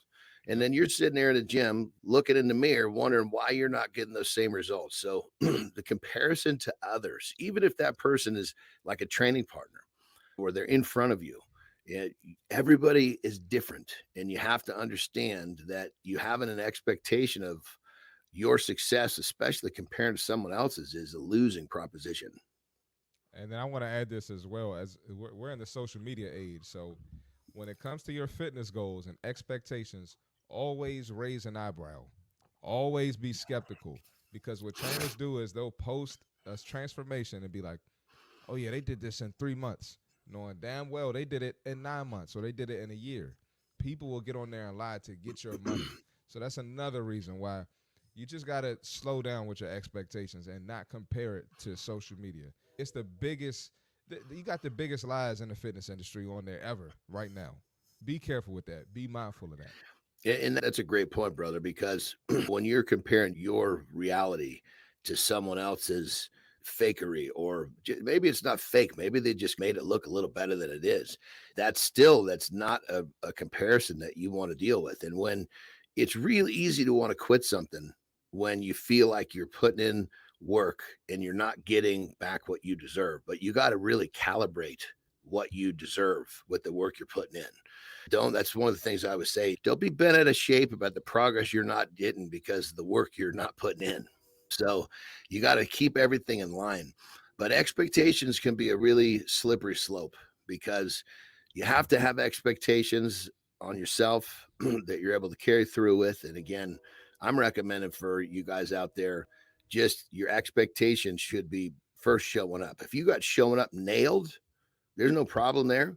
Okay, at that point, if you want to start leaning into another one, give it a little thought. But it still needs to be, you need to have the second expectation that you have of yourself really needs to be thought through with some real calibration of reality. And then I'm gonna add this too. I know, Keith, you ready to move on, but when it comes to your expectations, you got to be real with yourself and look in the mirror. So before you got these wild expectations, really evaluate what you're doing. You got Bud Light and Buffalo Wing Sundays every NFL Sunday because your team is playing on Sunday, right? But you sit here and have these wild expectations. So be real with yourself. Now, if you want to have wild expectations and you've been on top of your game, you've been on your water, you've been eating clean, that's one thing, right? You still probably got wild expectations, but just be honest with yourself and your journey. I had to jump in here with you guys in the gym with C. Marty Fit and John Anderson here. You guys are talking about fakery on social media and so forth, and my ears perked up because I saw something that I want to show you guys, which I think leads into the conversation you guys were talking about with Marty, the fake pictures, the perfect physique, even though that was shot 6 months ago. I want to show you guys something, which John, Marty, you guys see this all the time because the business that you're in, but I want to show this so you guys can educate Business Athlete Nation about how real this hoax is in this industry time and time again. Check this out. So this is Nikado Avocado. Recently shared his weight loss journey. Yeah. Who once again left his fans bewildered posting videos with a heavier weight. We'll get this. I didn't know he went on a journey. That's pretty good. That's what he really looks like right there. Wow. So he did 5 years of these videos here. Yeah. Hoaxing the planet that he was on a journey to turn into this. So while he looked like this for the past 5 years, he actually been posting videos of himself looking like this so that he can convince people. How the hell did he make himself look like that? So all these videos were shot years ago, and then he kept repurposing them. He kept repurposing them. Oh, okay. It was like, so y'all also stupid. See this double chin? Yes, I acted this out for 5 years in a row. Wow. So every few months, Marty, he would repost this video to get you to buy into the fact that he's still fat and he's struggling and he's lost. And that was his story. But the point is, and I just want to lead into what you guys were saying, is that expectations and reality are two different things. So just because you think somebody has expectations on you or your own expectations upon yourself, I think we really need to look at what might be behind the hoax of what's real and what's not real. Because especially John and Marty in this fitness industry that we're in and you guys are in, one picture tells 1,000 words. When was that picture taken? And John, as well as anybody, especially in the fitness bodybuilding industry, you get to a point where you shred up, you get your pictures taken. Shit, man, those pictures can live on for a long time and you can sell that image for a long time. Johnny Anderson? Yeah, you're in the contest setting or even photo shoot setting. You're creating a look for like a 24-hour period. Yes. Yeah. And that look will disappear real quick. But like you said, that photo or that video will last forever. One thing I do want to go back to the expectations real quick. Yeah. Yes. I don't want people, I believe that used properly, expectations on yourself can be really helpful. Like I have a high expectations of myself. I have a very high standard for myself, but to keep in mind, that's something that I built in steps. I didn't just one day say, okay, I'm going to do all this crazy shit and then not be able to do it and quit. I had my first expectation when I was a fat little son of a bitch was just to get to the gym. Yes. And I got there. And then next thing you know, my next expectation was to train a little longer. And then it was to train a little bit harder. Then it was to eat a little better. And I just kept kept bumping my bar. But see, now it's a standard. This is just who I am. Yes. So expectations really can be helpful if you use them in a way that serves you. Yes. Let's go around and wrap the show up here. What a great conversation today, because I think expectations are important. I think they help set the bar. And Johnny, you said set the standard. And again, I'm going to repeat myself time and time again. This show is an example of just that, right? If you would have tuned into Keith and Marty months ago, the bar was lower than what it is today. Right. So I texted Christina outside as John and Marty were doing the segment here. I was like, man, what a fun show today, even though it's clusterfuck. Did today's show meet Keith's expectations? Actually, it did. It didn't start there, but it got there. And I think John and Marty, as we talk about it all the time, just get moving. Just get moving. Set an expectation for yourself, achieve it, and then keep moving. And then keep moving. Because if you don't have the expectation, you don't know where to go. You don't have a mission to get to. I talked to you guys a few moments ago about my purpose as a man. I really want to be the best partner for my wife. I want to be the best dad for my children. Then I'm going to have to set an expectation. Or Johnny, like you said, you got to set a standard. So men, as you're rolling over this morning, starting your day, don't hit the snooze button. Don't be afraid to set an expectation for yourself and then work to meet it. And then move that bar and rise it again and keep rising it again. Let's go around the table. What did you guys think of the show today? Marty, what did you learn from the show today, even though it started out as kind of a clusterfuck? But what did you take from the show today as we wrap it up and we head into community corner and you guys get on with your day? Marty. Tameka has a great perspective. Yes. Her energy was great as well. Yes. I definitely love to have her back, do a deeper dive on some topics, and I definitely have questions to ask her. AJ, one of the GOATs. Yes. The original business athlete. We love yes. AJ. Yes. So that was great. And then Keith, I'm gonna give you some credit today, man. I know this is rare. I don't usually give you a lot of credit. I'm stiffening up here. Yeah. So this is what I got to tell you. So Stiffening up. This is that's a weird thing to say on the thing while we're talking about sex all day. Man. Yeah, come on, man. Now I don't want to compliment you anymore. No, I'm playing. I'm stiffening up. That was good. Oh, Jesus Christ. Segment's over. Marty's got nothing for me now. Oh, man. No. On a serious note, though. Last week we had a situation where you were rattled the rest of the show. I don't want to get specific. Yeah. All right. But this week, today specifically, you messed up the intro. Yeah. You had audio issues. You had to leave. Let Christina take over, come back, and you weren't rattled. You were great after. Yeah, Thank you. You got better. So Thank you. Congrats on that, man. I love to see your growth, man. Good job. I appreciate that. No, that's awesome. No, but that's why we're a team. That's why we're a team, right? And I go to bed better than I ever have. I wake up every single better than I have because I know I got Marty, I got Christina, I got Johnny, and we just do this together. And when somebody stumbles, somebody picks the other person up. And Marty, as I was stumbling around, I looked at your face and I'm like, no, I'm fine because John and Marty are here. Like I just had no issues at all. So I appreciate those kind words, Marty. And again, as we're doing the Love Fest in front of our audience right now, I hope that we're teaching people that we practice what you preach, right? Don't pause, just get started, build a strong team around you and have support. Johnny, what do you take from today's show, brother?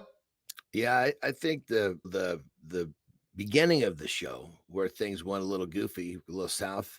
Yeah. I think just the fact that we owned it outright. Yes. You know, and I think there's a huge lesson in that because so many people are hiding behind, they're waiting for the perfect time. They're waiting for the perfect this. They're waiting for the perfect that. There's no perfect time. There's the perfect time is right now and the perfect place is right fucking here.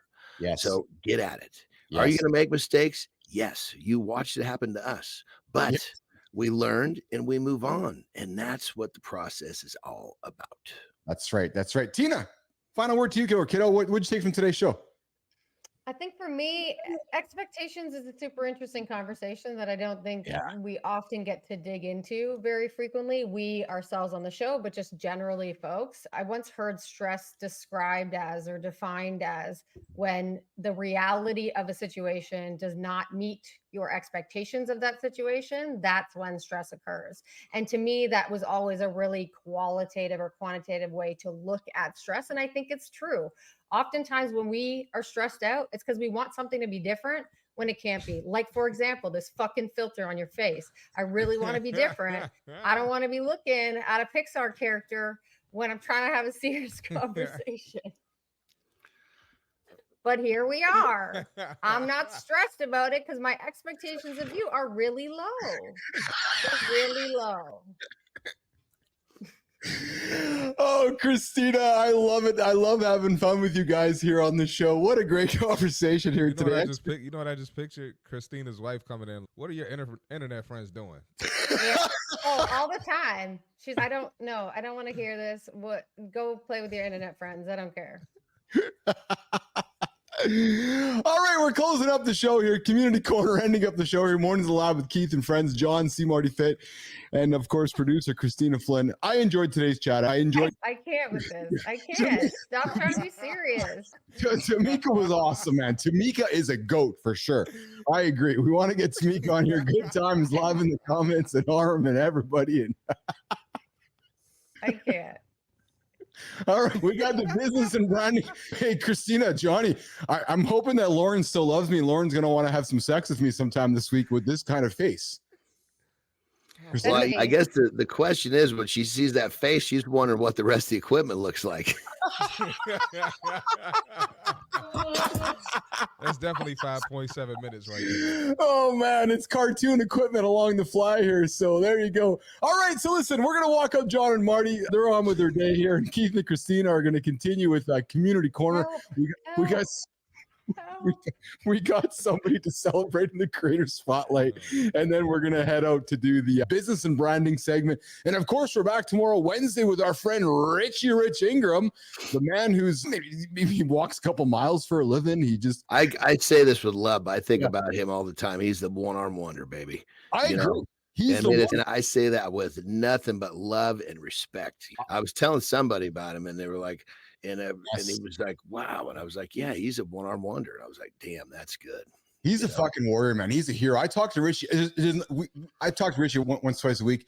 The guy does not fail to amaze me. He tells me something. Holy fuck, man. Like, Johnny, you're right, man. The guy, I'm going to go do 100 miles today. Oh, yeah. So, Marty, I look at John and Richie the same way, right? Like, Richie goes and just does 100 miles for nothing. John goes and just benches 700 pounds. And they just, all right, you guys go do your thing. For 40 reps. That wasn't a bench press. That wasn't a bench press. Oh, it was a squat. That's it. All right, you guys get out of here. Tina and Keith got some work to do to wrap the show up here today. We're gonna get into the Community Corner Creator Spotlight, and then we're gonna do our business and branding segments. All right, Tina, let's rock and roll with our community corner segment of the show here. I am looking for our creator spotlight. I don't have one here in the links here, so I'm thinking you're going to throw one up there for us. There we go. I see it. There we go. Boom. Okay. Awesome. All right. Oh, there we go. So I see this. Perfect. I like that. All right. Okay. So today's creator spotlight is somebody who I'm going to throw to Christina to do the introduction while I get it going up here. So today, Christina, who are we celebrating and why are we celebrating this person for today's creator spotlight? So this individual who hails from the UK, they are the founder of AI for Non-Techie. This person provides accessible, jargon-free AI training for beginners and non-technical users. We don't have her up yet. Great. AI consultant and trainer. So she, hint, works with the top companies like Toyota, Salesforce, SEMrush, offering all of those folks AI consulting and team training. She is the top 20 MarTech influencer and AI consultant to the UK government and winner of the AI Trailblazer Award at the 2024 AI Revenue Summit. And 20% of her profits support grassroots initiatives to reduce isolation for older folks. So get that look off your face. Oh my God. Today's creator spotlight, please forgive me, Heather Murray. Oh Lord.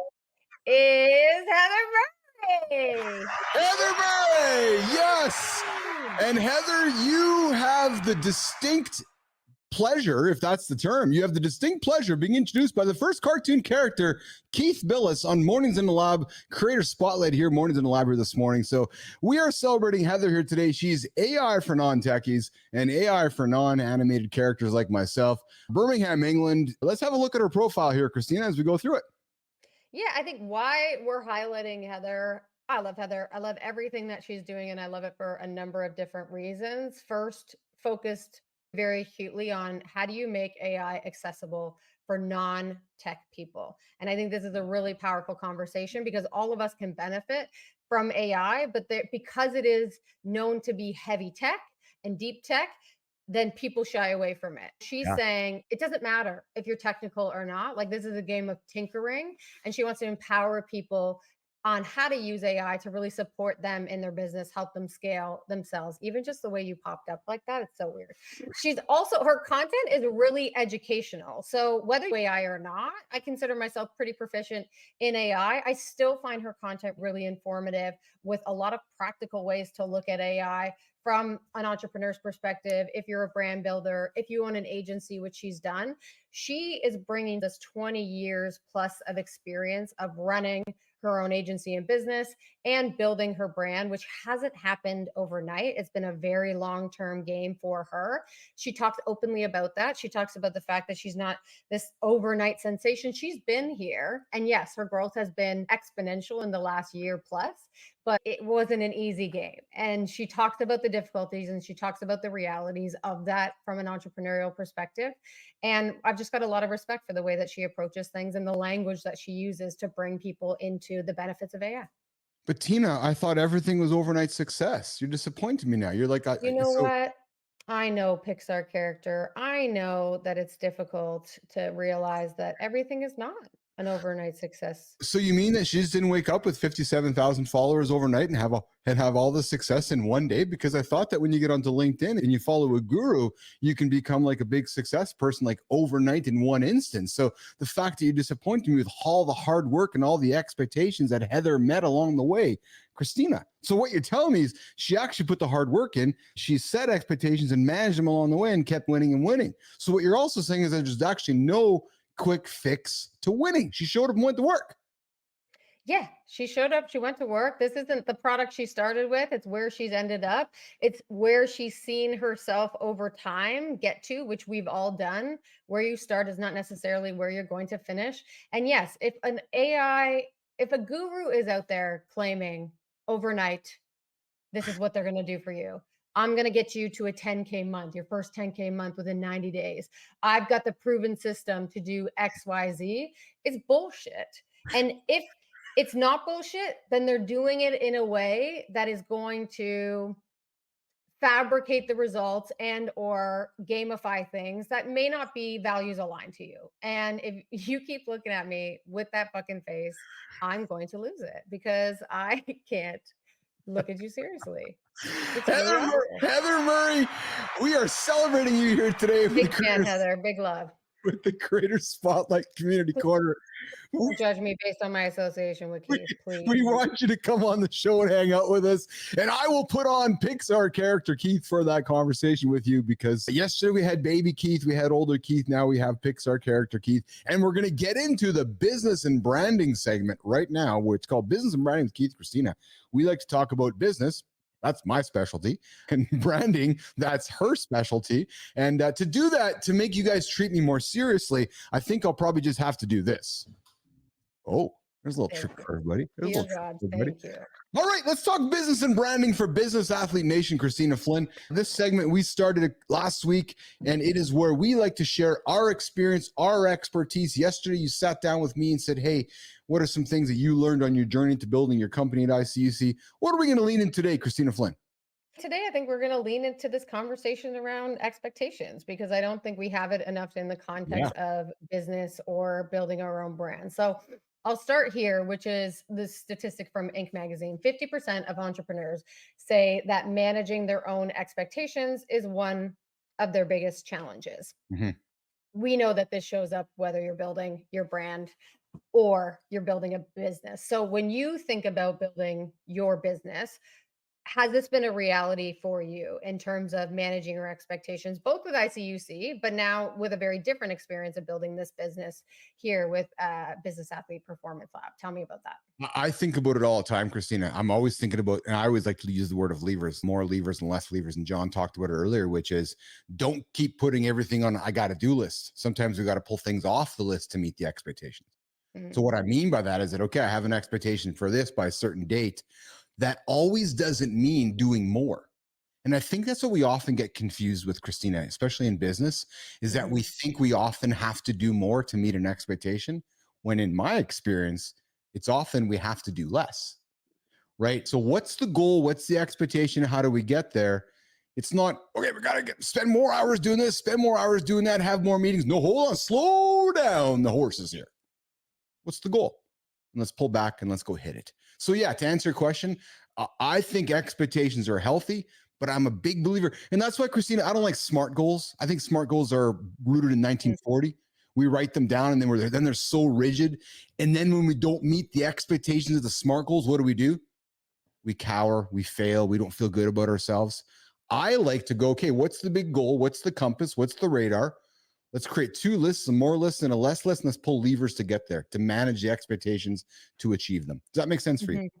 Yeah, no, it totally does. I think one thing that I have had a lot of help from my ADHD business coach on is exactly that. Something that I know a lot of us do, whether you're neurodiverse or not, is you look at all of the potential things that you could be doing. Opportunity is sexy. Opportunity is exciting, but addition by subtraction. So what are you going to take away, and what are the boundaries and the confines within which you're going to operate so that you can manage your time? Because as a business owner and as a brand builder, quite frankly, we can get lost in the forward thinking and then forget entirely about, okay, but what does this look like? And what do I need to ladder up? What are the could do's on my list? And what are the should do's or the must do's on my list? And let's look at the day from that perspective. When I find that, especially in the public world of business, we're always racing to the next quarter, right? I've worked in public business before, and it's frustrating because you're basically living by a quarter and you're living towards the next quarter. So you're essentially managing expectations quarter by quarter. Often not a lot of fun with that. In my experience, what we often do as business leaders, Christina, and here's something for your nation, here's a nugget for you. Often what we do, Christina, is we put more on the list to hit it. It's like, oh, well, I guess I got to add more things to do so I can hit these goals of these expectations of the market, of our leaders, of our team. No, hold on a second. Actually, nothing changed from that Friday ending of last quarter to Monday starting this quarter. Let's just stay focused. Let's pull some things off the list so we can meet those expectations. Yeah, and managing the expectations. And in this section right here, we're talking about the expectations that we're putting on ourselves. But if you look at another layer of that, it's the expectation that you have on other people. And I'm often very open about this, that a lot of times some of my greatest disappointments in business are that I had high expectations for other people, or I expected people to act the way that I act, to conduct themselves the way that I conduct myself, or to hold the same values that Mhm. I have.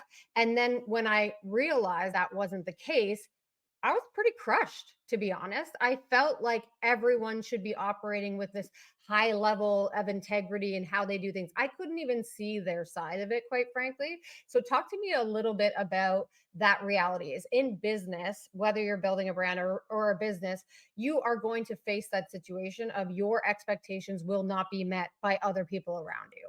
I love this part of the conversation, Christina, because I think business, this is where to me the business athlete, where business and athletics really come, crossover. So when I was building ICUC and as I continue to build Bappel, I really believe that we're building a team. We're building a hockey team, a basketball team, a baseball team, right? I do have expectations of you or of John or of Marty. If I'm going to date myself, if I'm Wayne Gretzky getting on the ice, I'm expecting and hoping you're getting on the ice with me and saying, okay, I'm going to elevate my game because I'm playing with the best player in the world right now. So I think it's healthy to have the expectations inside of a company so that when we all show up, if we're all trying to hit a goal, aren't we all trying to hit the goal, not just some of us? So if I'm trusting that you're putting everything into, again, let's go back to athletics. Okay, the season ended yesterday, Christina. What are you doing in the offseason? I'm fucking sitting back, smoking, eating pizza, and drinking beer. Oh, so you're not getting ready for next season? No, I'm going to wait for a few months.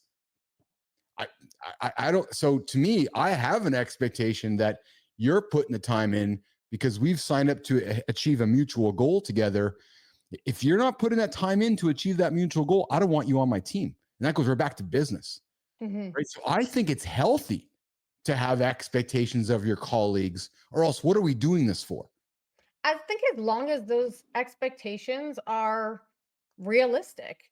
So we talked about this yesterday. You can't expect your employees as a business owner to act and give the same kind of time and attention to your business as you, because they Yes. are your employees. What they Yes. are building is not theirs. So it's not fair as a business owner to have an expectation that these 18-hour days that I'm pulling, you should be doing as well, because at the end of the day, the cost benefit to them, both them and you, are very different. Yes.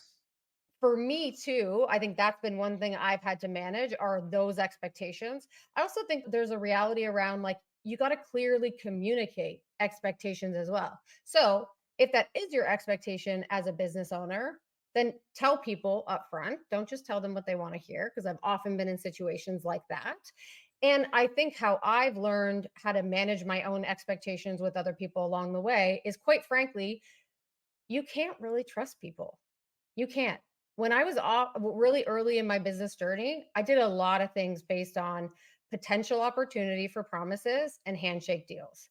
And on numerous occasions, what those taught me was that doesn't work. Because at the end of the day, what I expect and how I would expect myself to operate in those situations are not how a lot of people would operate themselves. And so I need to protect myself and manage my own expectations and put myself out there in a way that says, this is what my expectations are. And we need to actually put that down. We can't just pretend like a handshake deal is going to be okay. So I'm going to challenge you a little bit on this. So then I'm wondering if you're surrounding yourself with the right kind of people. So let me give an example. So I don't know John Anderson very well, but I'm getting to know him every single day. And within those last 3 or 4 months of getting to know the guy, and even see Marty, a high level of trust has been built amongst myself and John and Marty, and even yourself, right? Mhm.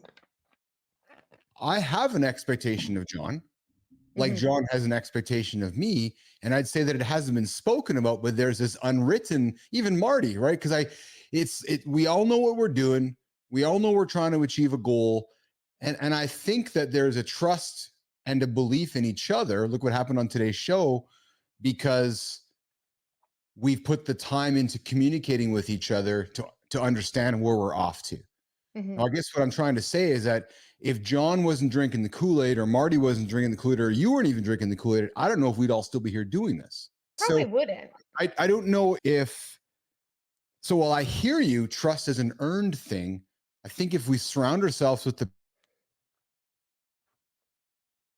Mark Messier, because I know Mark is as neurotic as I am to go win the Stanley Cup. Okay, good. I know John Anderson is neurotic as I am about his habits to get things done, that I don't have to worry about him not meeting my expectations.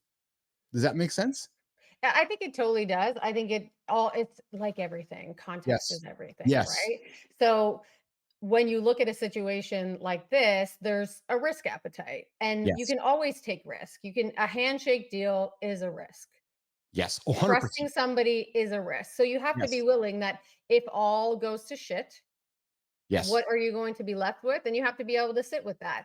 In my youth, as an entrepreneur, I wasn't seeing that risk reward in that way. I was seeing, and Fair I enough. had expectations of myself because, quite frankly, the people I grew up around always operated in 100% integrity at all times.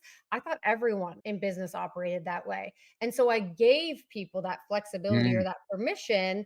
And in doing so, I took on risks that I didn't understand. And it really deeply impacted my businesses negatively because I trusted when I shouldn't have trusted. And And I it's did put things on sorry. paper when I should have put things on paper. Or a demographic situation. I know growing ICUC with Maurice, a couple Midwestern rural Canadian guys, you'd go to New York City or go to these big markets, and we were just the nice, naive Canadian guys, right? Where we had an expectation. If it wasn't met, it was like, no, all right, I guess it's how it was. Mhm. You know what I mean? There's something to be said, and even Adam says it, which is if you're clear from the beginning what your expectations are, then they sign on the dotted line, then it's easier from then on. Very true. But if you come in with a bunch of naivety and no expectations, you also can be probably taken for granted too.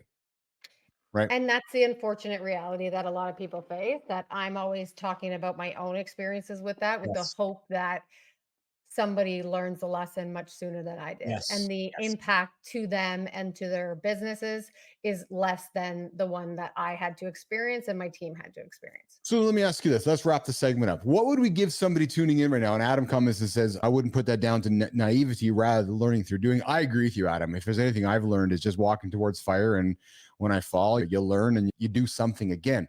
But Christina, what would be one thing we would want to leave Business Athlete Nation thinking about as we're wrapping up this segment around expectations in business? What's something you'd give somebody to hang on today as they take away from our segment today? I think whether you call it expectations or something else, this all comes back down to communication, and it all Boom. comes back down Boom. to also protecting yourself and your business and those interests and your team at the end of the day. Yes. So if you are not clearly communicating what your expectations are as a business owner and whatever business deal that you're doing, you can't expect somebody on the other end of it to follow those expectations. That is unfair.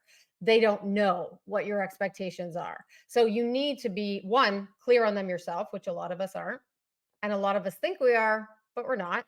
And then two, you need to be willing and open and vulnerable to have the conversation with whomever you're doing that business deal with, to say, these are my expectations of this situation. Are we aligned on that? And if we're not aligned on, that's okay. It doesn't mean it's a done deal. It doesn't mean that it's dead in the water. It just means let's have the conversation about how to get both meeting in the middle, or some people don't like meeting in the middle. Wherever you want to meet, let's still push this forward. But let's have that conversation, because oftentimes things get really emotional and we get fiery when somebody is just not meeting an expectation that we've never actually told them we have of them. Yeah. For me, this just comes down to communication. Communicate. I don't think there's much rocket science going on in here. I think it's setting the right tone, having a clear path with the person you're speaking with. And then, as my good friend Ray White says, inspect what you expect. So if you're asking your kid to clean the room and your expectations are the room's going to be clean, we'll go back and inspect those expectations. And if you can adopt that habit, I think you can, because if I'm coming to you, Christina, and saying, hey, I have some expectations, it's boom. And then I come back and inspect them. We've set some clear ground here, right? There's no ambiguity. There's no disclarity. There's no gray. It's very much black and white. So if you have an expectation, inspect it and see what goes from there. There's a conversation. Firm and kind. You can be firm in your expectations, but also kind in how you deliver them. That's right. And kindness always wins, as always wins. All right, wrapping it up. Business and branding with Keith and Christina here. Mornings in the Lab with Keith and friends. Wrapping up our show, our 2-hour show today. We kicked it off with a little bit of a hiccup. We had a little change of plans. We were supposed to have Adam hosting here today, but Adam had a customer call up and say, hey, I got to meet you sooner. So I said, Adam, go get that customer, man. Go pay those bills. Tameka joined us for an awesome conversation she set up with Center Stage. And then we moved into deep dive around managing expectations and how do we live through the views of others. Mom wants you to be a doctor, dad wants you to be a lawyer, and you want to go end up being a fisherman. That's just what life's all about. And then we went to See Marty Fit Tip with John and See Marty Fit, and we also talked with AJ Zeglin on mind fuel and how men can manage the expectations around us. We're done here today, Christina. We're back tomorrow on Wednesday with Rich Ingram joining us for some conversations around resilience and so forth. And I think we're Hoagson. Yes, and Ty Hoskin joining us as well. So Ty's an awesome dude. Ty's been on the show before. Ty's a speaker. He's going to help you guys think about speaking. But let's get out of here. We got some work to do. Post-production starts now. And you and I are meeting with Mario Hernandez later today, Brown Noble. Excited. All right, y'all. We'll see you tomorrow. We'll see you guys tomorrow. We're going to get out of here. Have a good one. Ciao.